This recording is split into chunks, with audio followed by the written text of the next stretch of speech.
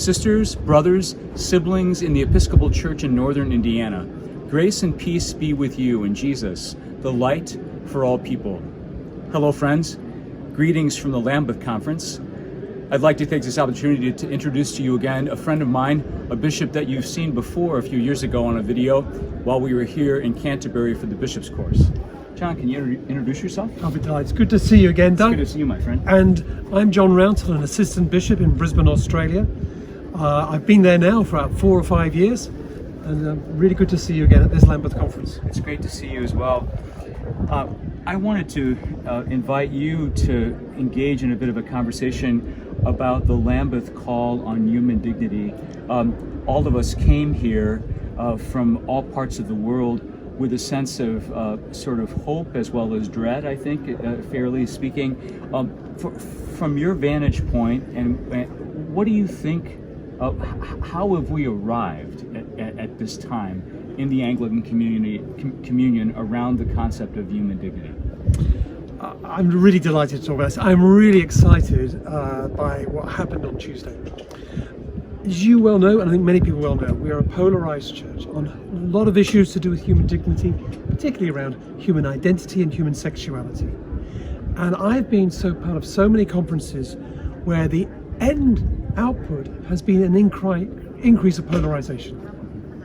I think here on Tuesday was the first time in years I've seen us come together in the Spirit of Christ and reduce the polarization. I think there was anxiety coming in. I think there was a greater harmony coming out. And I also think that for some time we've lived with kind of aspirational statements, or some could perceive them as kind of shaming statements or polarizing statements, or we've taken actions, our colleagues in the past have taken actions that left some people feeling like they were the winners and others were the losers, right? And we've really moved to a place of articulating what our current situation is and living within the tension of that, which is really, I think, an action of the Holy Spirit in our lives, agree. Right? And so I think the most important thing going forward is that we also realize that we have a responsibility to leave this community of colleagues not with a sense of winning and losing, but with a sense of walking together in the midst of our differences. The Archbishop of Canterbury, as you know, spoke to all of us. Almost, it felt like off the cuff.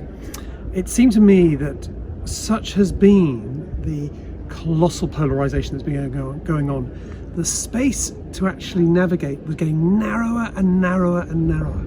And he managed to shoot an arrow right through, speaking truth to all of us, telling the facts as they are around the Anglican Communion. We are a pluralized church, but we shouldn't cry over the fact we have different views. We should celebrate at times we've got different views.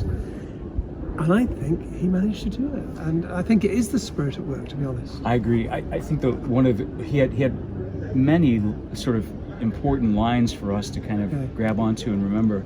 He concluded his address to us as we moved to table conversation with that phrase, "We are a communion of churches." What an important thing for us to remember. Indeed. Thank you, John, for this time. My friends, grace and peace be with you.